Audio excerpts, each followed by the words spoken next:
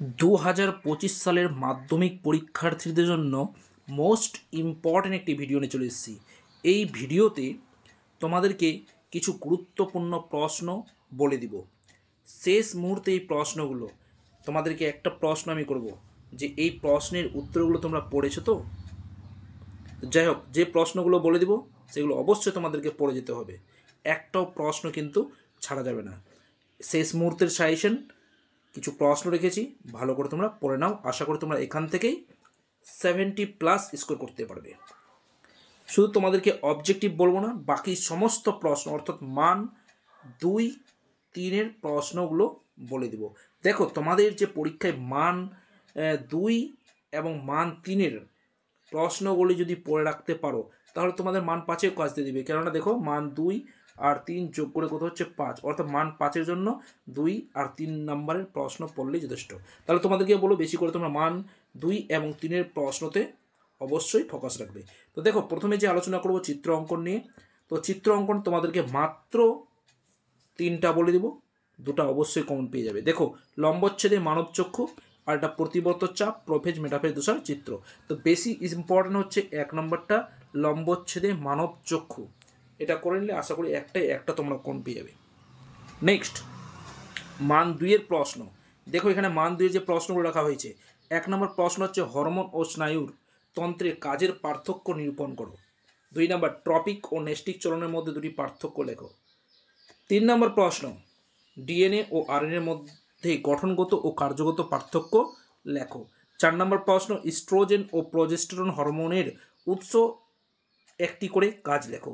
5 নম্বর প্রশ্ন, মিওসিস কোষ বিভাজন কিভাবে প্রজাতির ক্রোমোজোম সংখ্যা ধ্রুবক থাকে। 6 নম্বর প্রশ্ন, প্রাণীদের উদ্দীপনা গ্রহণ ও সাড়া প্রদান স্নায়বিক পট্টি রেখাচিত্রের সাহায্যে দেখাও। 7 নম্বর প্রশ্ন, মেনিনজেস ও সিএসএফ এর অবস্থান ও কাজ লেখো। 8 নম্বর প্রশ্ন, ইউক্রোমাটিন ও হেটারোক্রোমাটিনের মধ্যে পার্থক্যগুলি লেখো। দেখো, এখানে যে কটা প্রশ্ন রাখা হয়েছে শেষ মুহূর্তে তোমাদেরকে বলো ভালো করে অবশ্যই পড়ে যাবে, একটাও প্রশ্ন কিন্তু ছাড়বে না।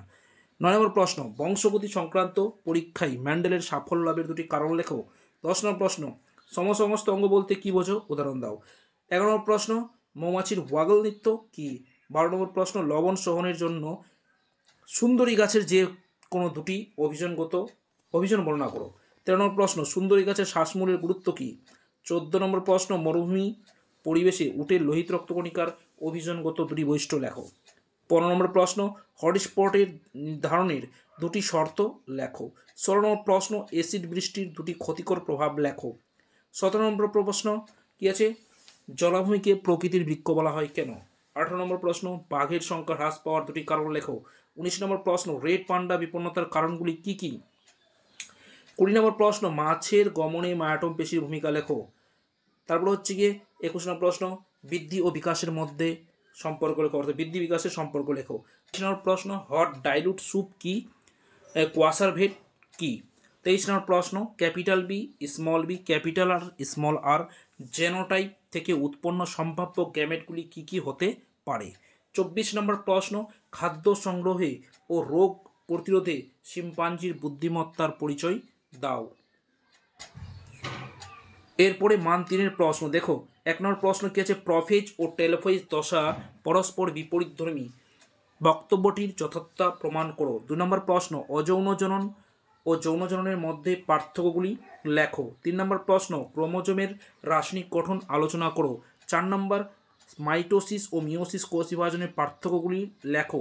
5 নম্বর প্রশ্ন, ফার্নের জনুক্রম রেখাচিত্রের সাহায্যে দেখাও। 6 নম্বর প্রশ্ন, মাইক্রো প্রোপাগেশন পদ্ধতি বর্ণনা করো, বা অনুবিস্তরণ কি, অনুবিস্তরণ পদ্ধতি বর্ণনা করো। দুইভাবে থাকতে পারে প্রশ্নটা। 7 নম্বর প্রশ্ন, মেন্ডেল দ্বারা নির্বাচিত মটর গাছের 3 জোড়া প্রকট ও প্রচ্ছন্ন গুণ সারণীর সাহায্যে লেখো।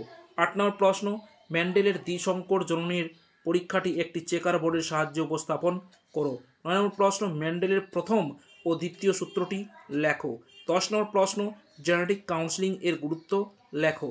11 নম্বর প্রশ্ন, একটি একসংকর কালো গিনিপিগের সাথে বিশুদ্ধ সাদা গিনিপিগের মিলন ঘটালে যে অপত্য গিনিপিগ উৎপন্ন হয় তা চেকার বোর্ডের সাহায্যে দেখাও।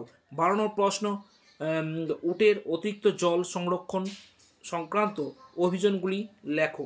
13 নম্বর প্রশ্ন, জৈব অভিব্যক্তি সম্পর্কিত মেরুদণ্ডী প্রাণীদের হৃৎপিণ্ডের গঠন তুলনামূলক আলোচনা করো। 14 নম্বর প্রশ্ন, ঘোড়ার জীবাশ্ম কীভাবে জৈব বিবর্তনকে সমর্থন করে। 15 নম্বর প্রশ্ন, জীব বৈচিত্র্যের সংরক্ষণের JFM PBR এর ভূমিকা আলোচনা করো। 16 নম্বর প্রশ্ন, উপযুক্ত উদাহরণের সাহায্যে জীব বৈচিত্র্য হ্রাসের কারণগুলি ব্যাখ্যা করো। 17 নম্বর প্রশ্ন, একনেত্র ও দ্বিনেত্র দৃষ্টির মধ্যে 3টি পার্থক্য লেখো। 18 নম্বর প্রশ্ন, উদ্ভিদ ও প্রাণী কোষের সাইটোকাইনেসিসের মধ্যে পার্থক্যগুলি লেখো। 19 নম্বর প্রশ্ন, একজন বর্ণান্ধ মহিলা স্বাভাবিক পুরুষকে বিবাহ করলে প্রথম অপত্য বংশে তাদের সন্তানের মধ্যে বর্ণান্ধতার সম্ভাবনা বিচার করো। 20 নম্বর প্রশ্ন, নগরায়ন ও বিশ্ব উষ্ণায়ন কীভাবে সুন্দরবনের পরিবেশগত সমস্যা সৃষ্টি করে লেখো। তো এই ছিল আজকের ভিডিওর খুবই গুরুত্বপূর্ণ কয়েকটি প্রশ্ন। তোমাদেরকে বলো প্রতিটা প্রশ্নের উত্তর ভালো করে পড়ে যাবে।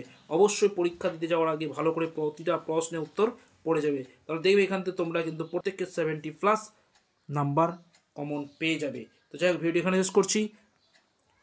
Best of luck.